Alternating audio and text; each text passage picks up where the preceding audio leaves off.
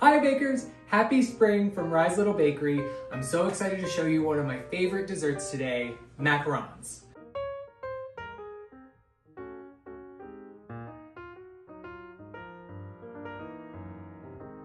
What do you think of when I say macaron? Do you think of the silky smooth cookie with the cream filling and the little ridges on the side of each cookie? Yes, that's a macaron. A lot of people get macarons and macaroons confused. A macaroon, right here, is more like a flaky coconut dessert that's mixed with egg whites and sugar. And you'll see that a lot in Passover dishes. And that is not what we're making today. We're making the French delicacy, the crisp, soft, chewy cookie with the buttercream filling, and I'm really excited to show you how easy it truly is to make. So I have everything ready. We need 2 egg whites, sugar, vanilla, cream of tartar, almond flour, powdered sugar, and whatever food coloring you want to use if you want to color them. And I think that's kind of the fun of macarons, is you can make them any color you want. So I'm doing hot pink today. So I'm gonna get started with the dry ingredients.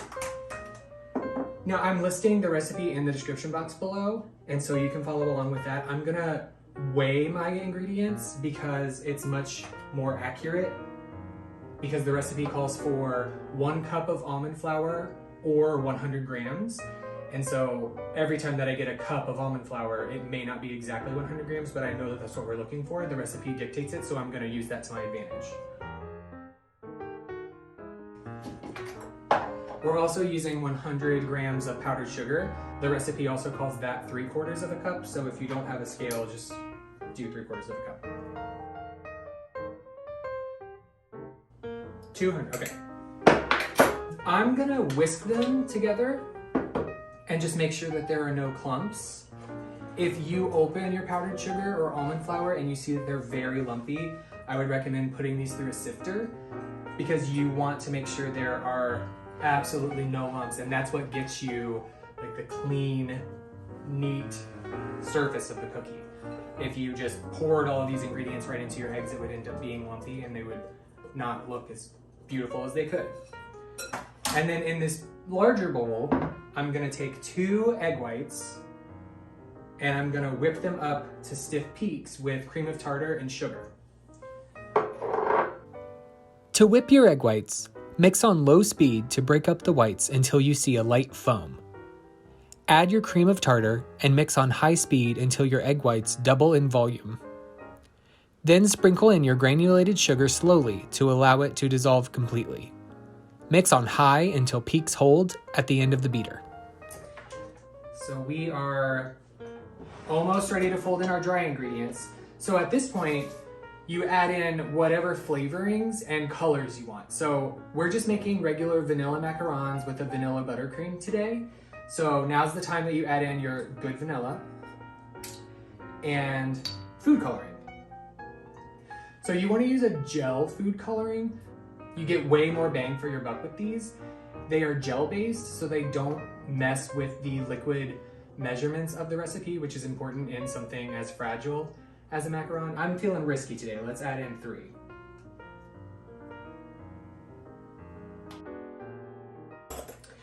All right, so now that all of that is mixed together, we can get rid of our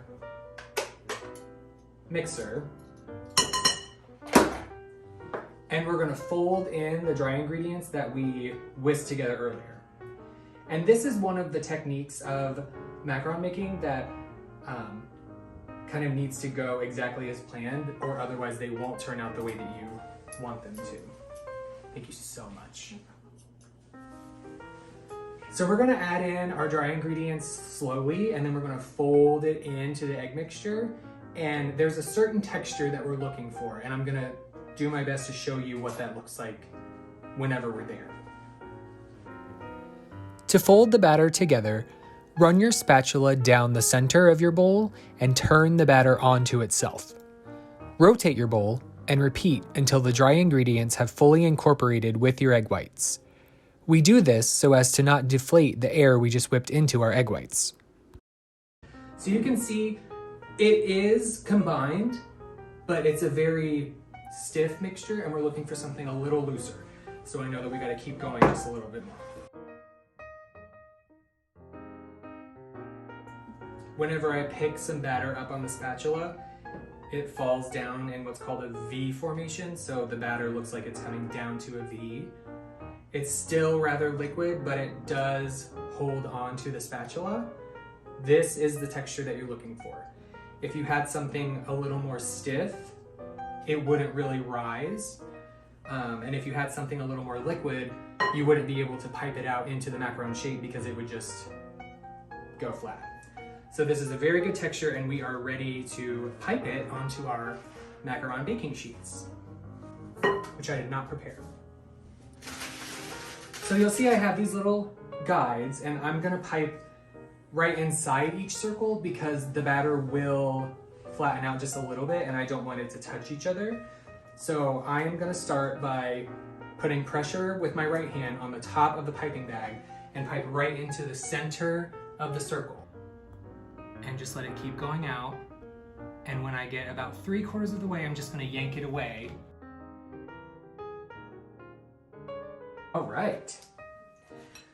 So now there are 2 important steps before we can put this in the oven. The first step was it not? Oh no, they look so good. The first step is to bang the tray against the surface to eliminate any air bubbles that may be stuck inside the batter.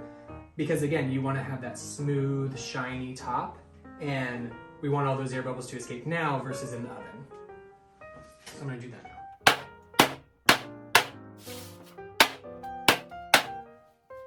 The second step is to let them sit at room temperature for upwards of 30 minutes. What that does is dry the batter so that there forms a film on top, and then whenever these get put into the oven, the batter will rise from the sides, and that creates those little ridges, but keeps the top flat and shiny. Some people call the ridges the feet, but that makes me uncomfortable. So we're gonna call them ridges. So I'm just gonna set a timer for 30 minutes, forget about them, and then we're gonna pop them in the oven when the timer goes off. So it's been 30-ish minutes, and I can see that the top has dried out. And as soon as you can touch the top of the batter with your finger and batter doesn't come off onto your finger, then you know that it's dry enough to start baking. So let's test one. Perfect. So another reason that I wanted to make macarons now is because they are very temperamental when it comes to humidity and moisture in the air. And this step is crucial to get the end result that we're looking for. And if there was high humidity or it was otherwise summer, they won't rise. You're gonna need to go out and buy them at a bakery or wait until fall. So I just wanted to show you something that you could do before it got a little too warm. So we're gonna put this in the oven and we're gonna see that the ridges rise to give them that distinct macaron shape.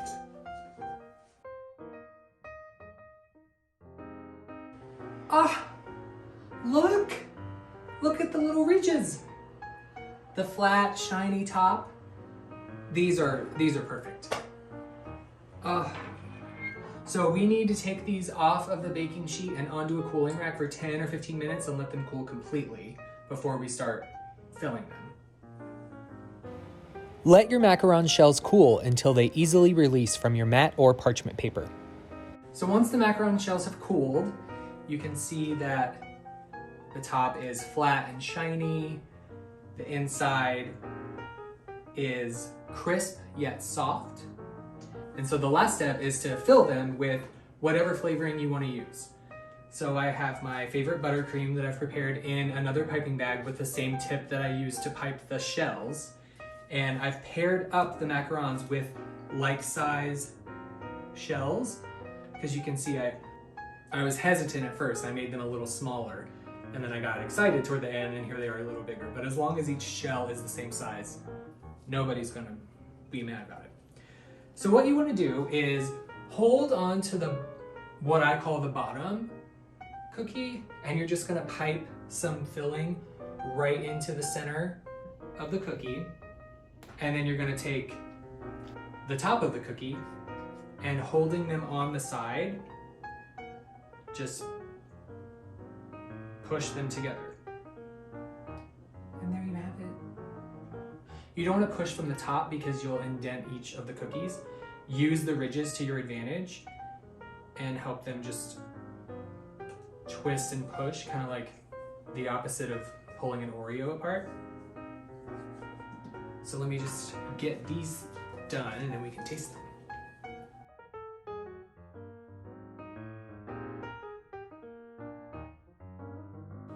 And there you have it.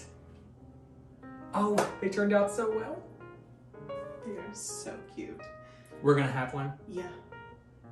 Well, let me cook it.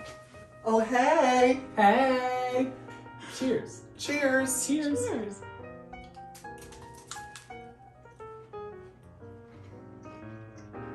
Crispy on the outside, Chewy on the inside. melt in your mouth. Sweet, but not too sweet. Mm-hmm. Mm. Oh, how many of these you need? You can have them. Oh, it's wonderful. So these are actually going to be even better tomorrow. You want to keep them in the fridge for up to 24 hours before you actually serve them, because that gives the texture a chance to get really soft and chewy on the inside. These are fine minutes from the oven. Yeah, they are not going to be around tomorrow. You've done it again, Ryan. Go. They're so good I have to have a second on camera, and this one looks like it has a nice fat Yeah, that's a thick boy. P-H-A-T amount of filling. Oh, I found a new game. Okay. Mm. As good as the first? Mm-hmm. Oh, Please feel free to follow the recipe in the description below. Like, comment, share, subscribe. Let me know how these turn out, and I will see you in May. Bye, bakers. oh.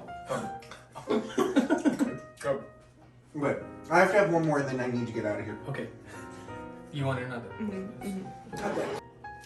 You want some more? No. Shotgun it. Hi, bakers. Truly, it's my favorite. Really? To anything ever, yeah. Thank you. I'm already hot. Welcome to April. Could you get me a spatula? Yeah. Well, Wow. yeah. Am I shiny? No. Am I blotchy? Not blotchy, Shiny. shiny. I don't know that I can't really tell on here, but You want it?